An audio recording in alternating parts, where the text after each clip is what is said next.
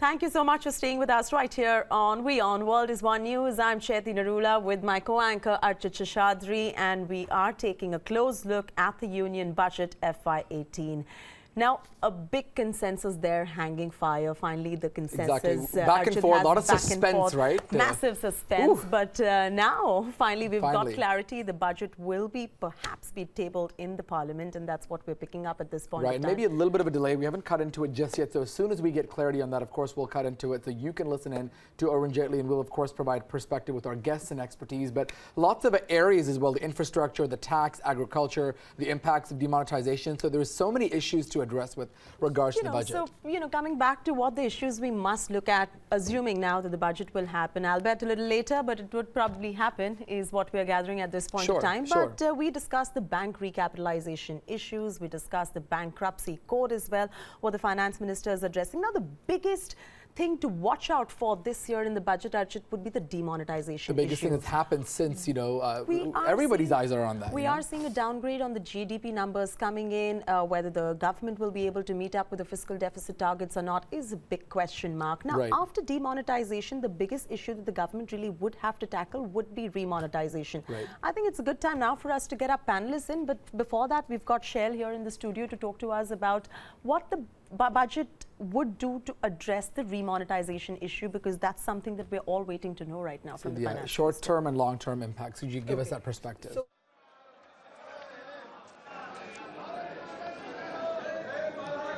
Please. Although I can tell you from personal experience that ATMs continue to be empty. Right. So that's an issue. Always. Always. Yes. We're all facing that issue. Yes. And that is in Delhi, so you can well imagine what the hinterland and, B or C class towns would be. Right. So that said, in fact, Sri E. Ahmed was a sitting member representing the Mallapuram parliamentary constituency of Kerala. He was also a member of 10th to 15th Lok Sabhas. Sri Ahmed was Union Minister of State for External Affairs, Railways and Human Resource Development. Earlier, Sri Ahmed was a member of the Kerala Legislative Assembly for 5 terms from 1967 to 91 and served as Minister for Industry in the government of Kerala. Sri Ahmed was Chairman Committee on Absence of Members from the sittings of the House, Chairman Committee on Government Assurance and Chairman Joint Committee on Food Management in Parliament House Complex. He was also a member of various parliamentary committees during his long and illustrious parliamentary career. A widely traveled person, Sri Ahmed, leader of Indian delegations to various countries. Sri Ahmed passed away on 1st February 2017 in New Delhi at the age of 79. We deeply mourn the loss of our colleague, and I am sure the House will join me in conveying our condolences to the bereaved family.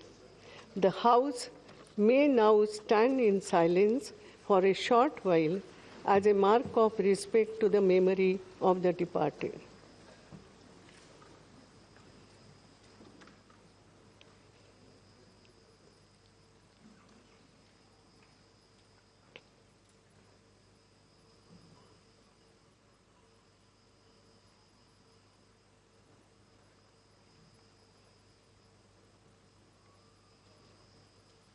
Om Shanti. Honorable members, 1 minute. 1 minute, please. I know. First, let me declare something. Then आप बोल सकते हैं. मैं नहीं मना कर रही हूँ. Honorable members, please. दूसरा भी नहीं, वो नहीं कर रही हूँ. मैं जो बोल रहे, आपके मन में बात है वही. I will also. मैं भी आप में से. Yeah. Honorable members, yes. Yes, I am. Please. Honorable members, as you are aware, that in the event of death of a sitting member, the House is adjourned for the day as a mark of respect after obituary reference to the passing away of the member is made in the House.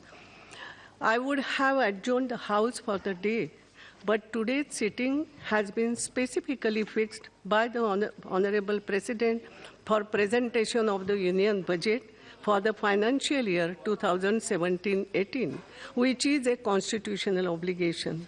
In view of this exceptional situation, the House may go ahead with the presentation of the Union Budget for 2017-18. However, the House would not sit tomorrow as a mark of respect to the deceased person. So now, Honorable Finance Minister,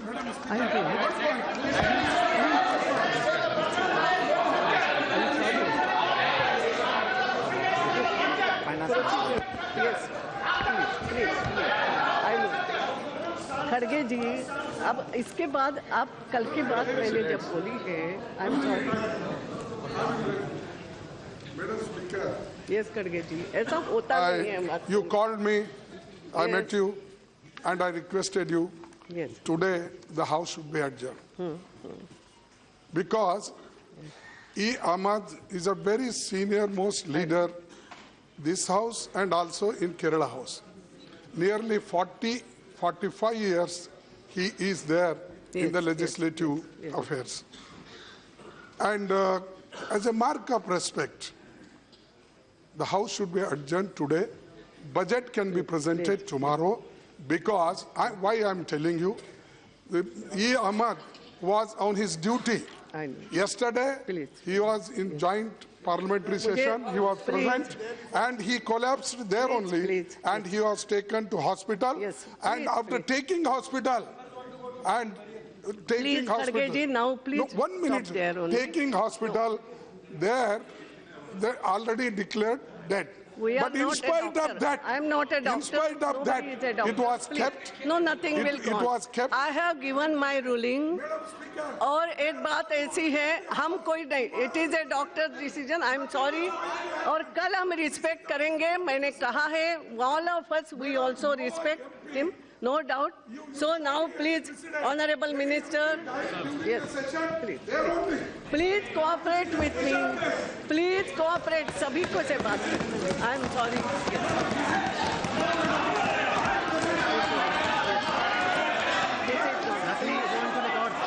Nothing will go on record. I'm sorry. Only minister statement. This is not correct. Please, this is not the way, please. Please.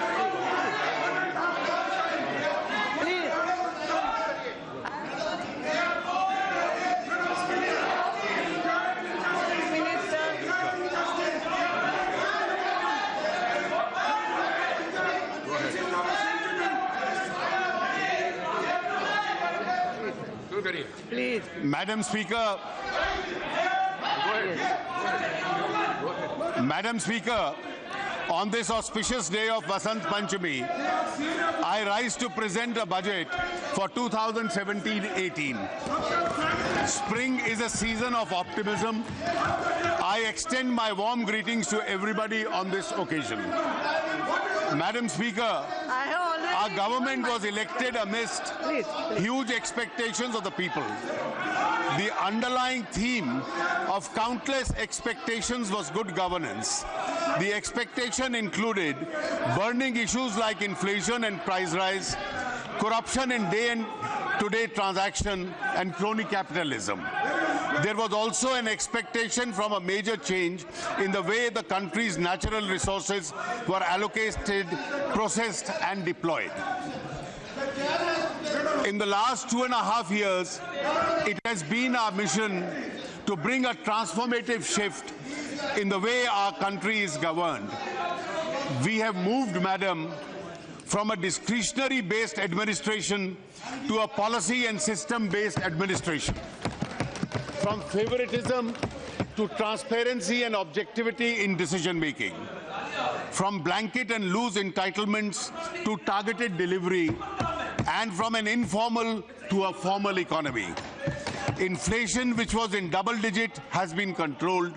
Sluggish growth has been replaced by high growth, and a massive war against black money has been launched.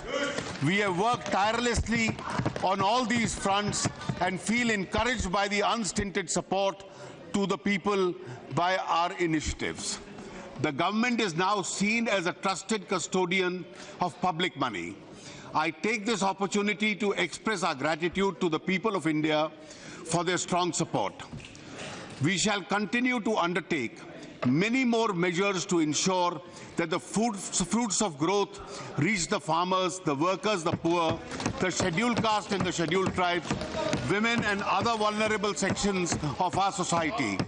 Our focus will be on energizing our youth to reap the benefits of growth and employment.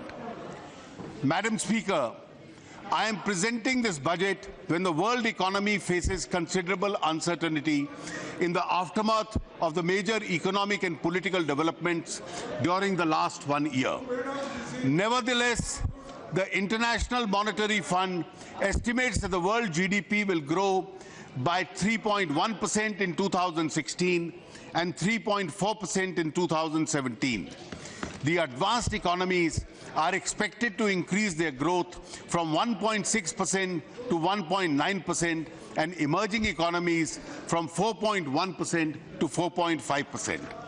As per the current indications, macroeconomic policy is expected to be more expansionary in certain large economies.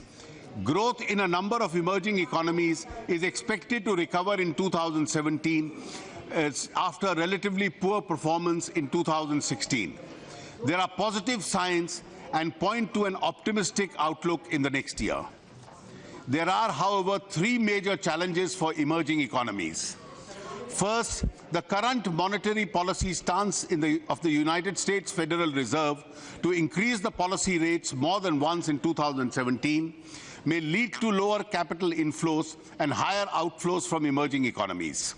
Second, the uncertainty around the commodity prices, especially that of crude oil, has implication on the fiscal situation in emerging economies.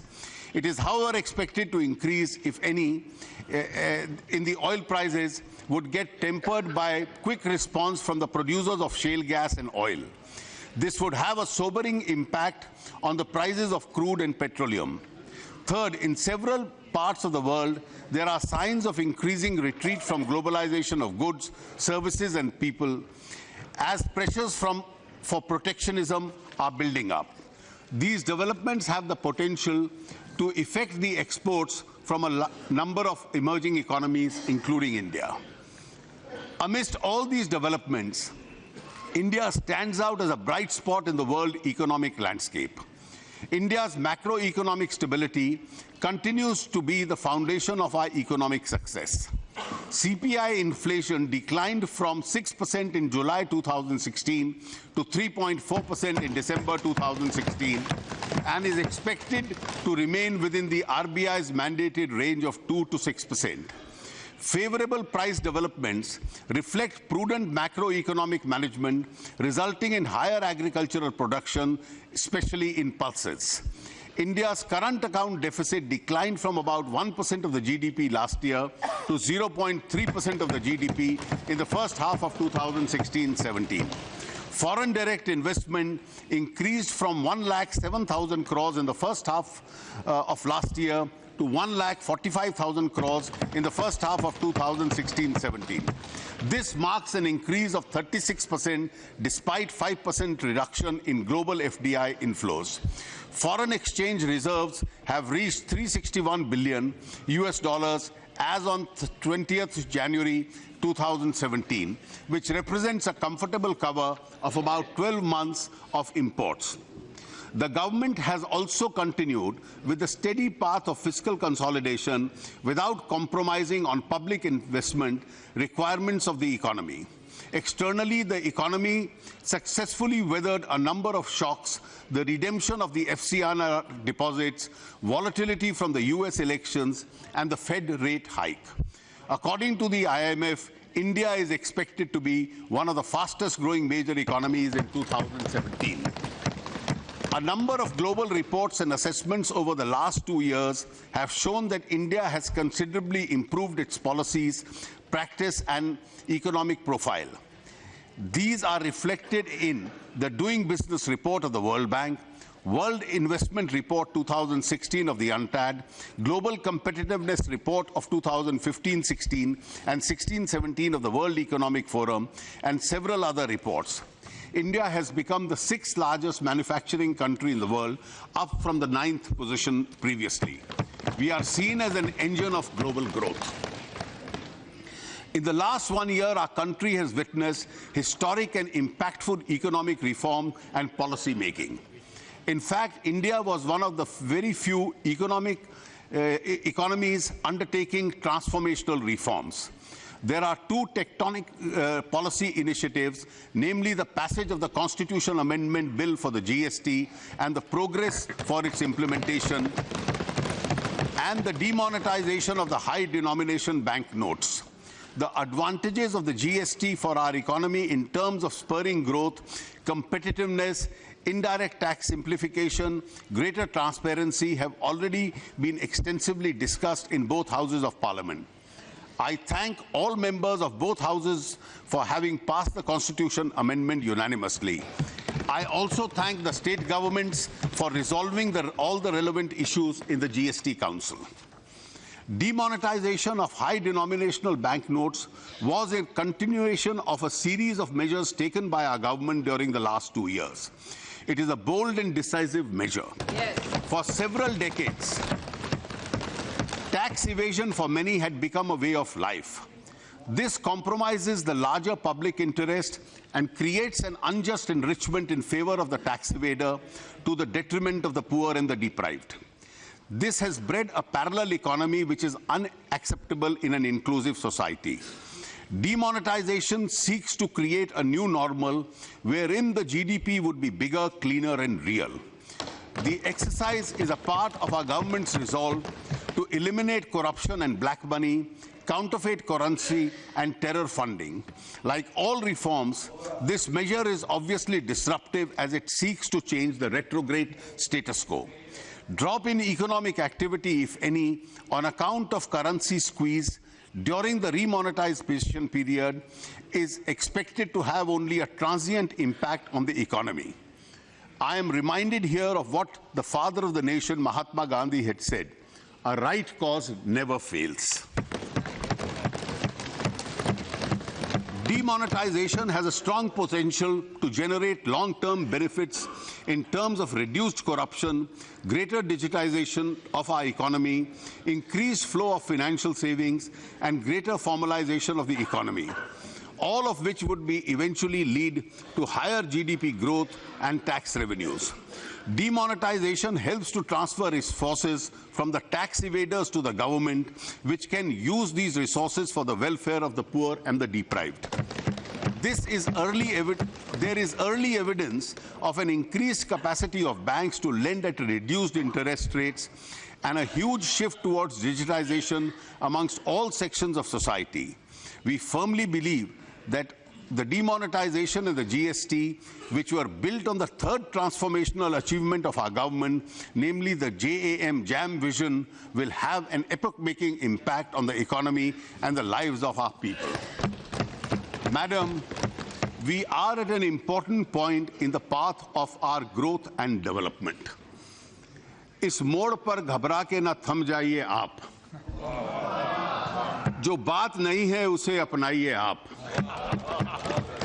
डरते हैं नई राह पे क्यों चलने से, हम आगे आगे चलते हैं आइए आप. The pace of remonetization has picked up and will soon reach comfortable levels. The effects of demonetization are not expected to spill over to the next year.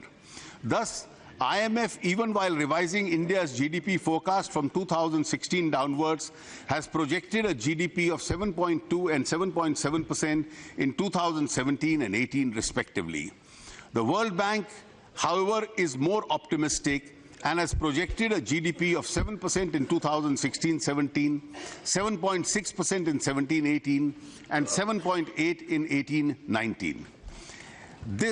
This pickup in our economy is premised upon the policy and determination to continue with economic reforms, increase in public investment in infrastructure and development projects, and export growth in the context of an expected rebound in the world economy. The surplus liquidity in the banking system created by demonetization will lower the borrowing costs and increase the access to credit. This will boost economic activity with multiplier effects. The announcements made by the Honorable Prime Minister on the 31st of December 2016 addresses many of the key concerns of our economy at this juncture, such as housing for the poor, relief to the farmers, credit support to the MSMEs, encouragement to the digital transactions, assistance to pregnant women and senior citizens, and priority to Dalits, tribals, backwards, and women under the Mudra Yojana. My overall approach while preparing this budget has been to spend more in rural areas, infrastructure, and poverty alleviation, and yet maintain the best standards of fiscal prudence. I have kept in mind the need to continue with economic reforms, promote higher investments, and accelerate growth. The last 1 year was a witness to other major reforms, namely the enactment of the Insolvency and the Bankruptcy Code, amendment to the RBI Act for inflation targeting, enactment of the Aadhaar Bill for disbursement of financial subsidies and benefits, significant reform in the FDI policy, the job-creating package for the textile sector, and several other measures. We will continue to process the process of economic reforms for the benefit of the poor and the underprivileged. Madam Speaker, the Budget 2017-18 contains 3 major reforms.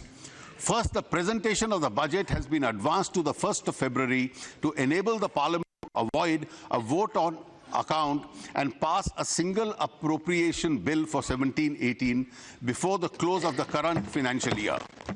This would enable ministries and departments to operationalize all schemes, projects, including new schemes, right from the commencement of the next financial year. They would be able to utilize the available working season before the onset of the monsoons. Second, the merger of the railway budget with the general budget is a historic step. We have discontinued the colonial practice prevalent since 1924. This decision brings railways to the center stage of the government's fiscal policy and would facilitate multimodal transport planning between the railways, highways, and inland waterways. The functional autonomy of the railways will, however, continue. Third, we have done away with the plan and the non-plan classification of expenditure. This will give us a holistic view of allocation for sectors and ministries. This would facilitate optimal allocation of resources. Madam Speaker, we are aware that we need to do more for our people.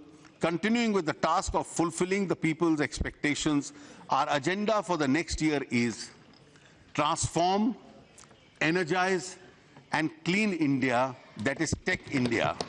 This agenda of Tech India seeks to transform the quality of governance and the quality of life of our people, energize various sections of society, especially the youth and the vulnerable, and enable them to unleash their true potential, clean the country from the evils of corruption, black money, and the non-transparent political funding.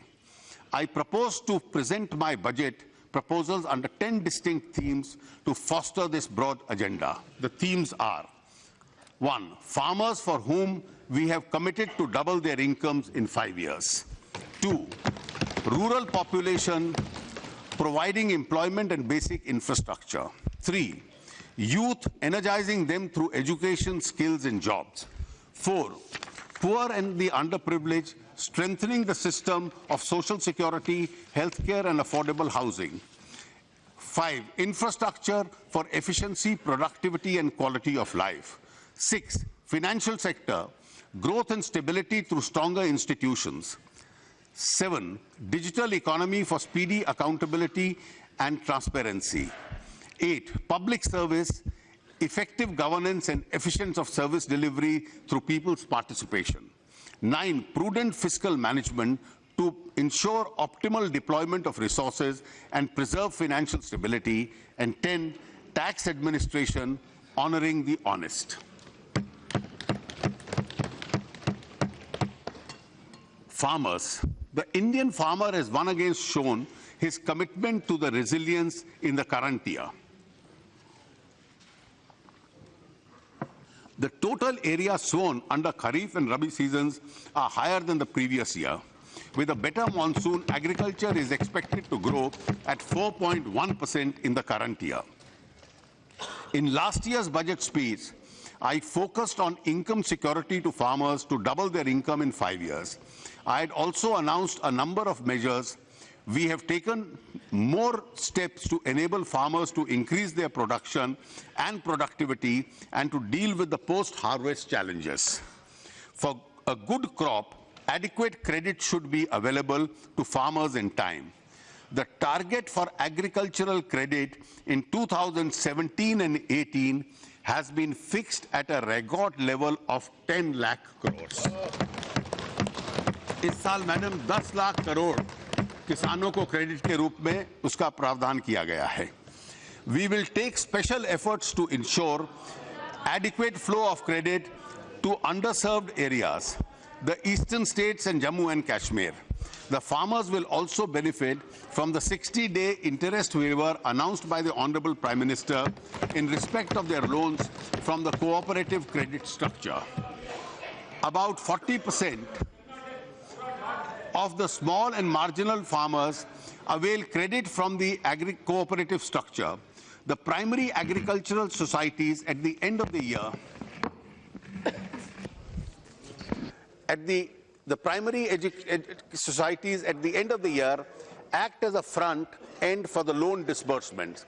We will support NABARD for computerization and integration of 63,000 functional PACs with core banking support and district cooperative banks. This will be done in 3 years at an estimated cost of 1,900 crores with financial participation from the state governments.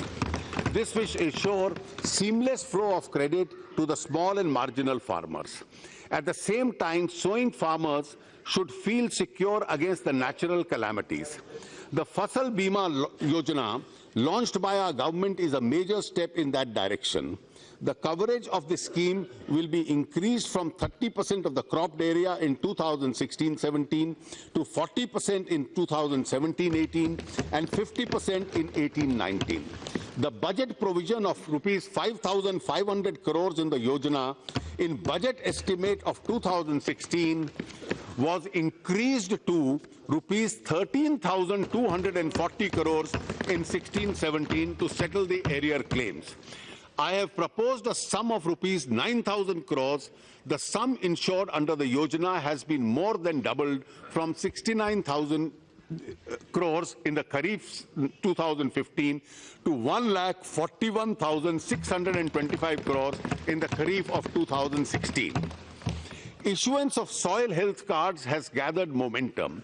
The real benefit to the farmers would be available only when the soil samples are tested, quality and nutritional levels of soil is known. The government will therefore set up a mini lab in the Krishi Vigyan Kendras to ensure 100% coverage for all 648 KVKs in the country. In addition to 100 mini labs will be set up by qualified local entrepreneurs. Government will provide credit-linked subsidy to these entrepreneurs. A long-term irrigation fund has been set up in the NABARD. The Honorable Prime Minister has announced in addition to 20,000 crores as its corpus. This will take the corpus of this fund now to 40,000 crores. A dedicated micro-irrigation fund will be set up by NABARD to achieve the goal of per drop more crop. The fund will have an initial corpus of rupees 5,000 crores. For the post-harvest phase, we will take steps to ensure that farmers to get better price for their produce in the markets. The coverage of the National Agricultural Market (NAM) will be expanded from the current 250 markets to 585 APMCs. Assistance up to a ceiling of 75 lakh rupees will be provided to every ENAM market for establishment of cleaning, grading and packaging facility. This will lead to greater value addition of the farmers' produce. Market reforms will be undertaken and states would be urged to denotify perishables from the APMC. This will give an opportunity to the farmers to sell their produce and get a better price. We also propose to integrate farmers who grow fruits and vegetables with agro-processing units for a better price realization and reduction of post-harvest losses. A model law on contract farming would therefore be prepared and circulated amongst the states for adoption. Dairy is an important source of additional income on farmers. Availability of milk processing facility and other infrastructure will benefit the farmers through value addition. A number of milk processing units set up under the Operation Flood program have since become old and obsolete. A dairy processing infrastructure development fund would be created, set up by NABARD with a corpus of 8,000 crores over 3 years. Initially, the fund will start with a corpus of rupees 2,000 crores. Rural population. I now turn to the rural sector, which is so dear to the heart of Mahatma Gandhi. Over rupees 3 lakh crores are spent in rural areas every year. If we add all the programs meant for the rural poor by the central budget and the state budgets, budget linkage for self-help groups. With a clear focus on improving accountability and outcomes and convergence, we will undertake a mission Antyodaya to bring 1 crore households out of poverty and make 50,000 gram panchayats poverty-free by 2019. The 150th birth anniversary of Gandhiji. We will utilize the existing resources more effectively along with annual increases. This mission will work with a focused micro plan for sustainable livelihood for every deprived household. A composite index of poverty-free gram panchayat would be developed to monitor the progress from the baseline. Our government has made a conscious effort to reorient MG Manrega to support the resolve to double farmers' incomes. While providing at least 100 days employment to every rural household, Manrega should create productive assets to improve farm productivity and incomes. The target of 5 lakh ponds and 10 lakh composite pits announced in the last year budget from Manrega funds have been fully achieved. In fact, against 5 lakh ponds, it is expected that about 10 lakh farm ponds would be completed by March 2017. During 2017 and 18, another 5 lakh ponds would be taken up. The single measure would contribute greatly to drought proofing of the Gram Panchayats. Participation of women in Manrega has increased to 55% from less than 48% in the past. Honorable members would be happy to note that in the budget provisions of 38,500 under Manrega in 2016-17 has now been increased to rupees 48,000 crores in 2017 and 18. This is the highest ever allocation for Manrega.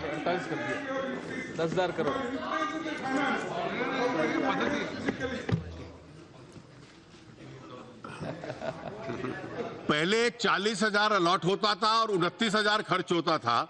अब 38,500 पिछली बार allot हुआ, 47,000 खर्च हुआ और आने वाले साल में 48,000 होगा.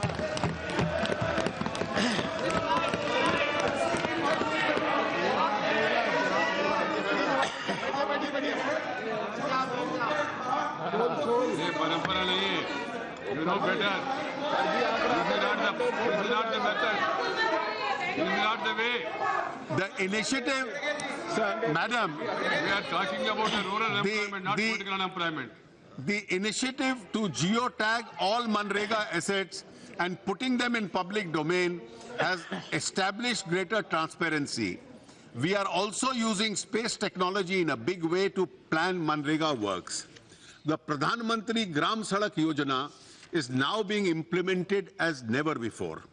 The pace of construction of the PMGSY roads has accelerated to 133 kilometers road per day in 2016-17, as against an average of 73 kilometers per day during the period 2011-14. We have also taken the task of connecting habitations with more than 100 persons in the left-wing extremism affected blocks. We have committed to complete the current target of PMGSY by 2019. I have provided 19,000 crores in 2017-18 for this scheme.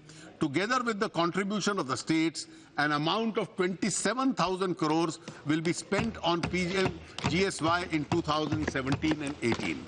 We propose to complete 1 crore houses by 2019 for the houseless and those living in Kacha houses. I have stepped up the allocation for the Pradhan Mantri Awas Yojana Gramin from rupees 15,000 crore last year to rupees 23,000 crore in the next year. We are well on our way of achieving 100% village electrification by 1st May 2018. An increased allocation of rupees 4,814 crore has been proposed under the Deen Dayal Upadhyaya Gram Jyoti Yojana for 2017 and 18.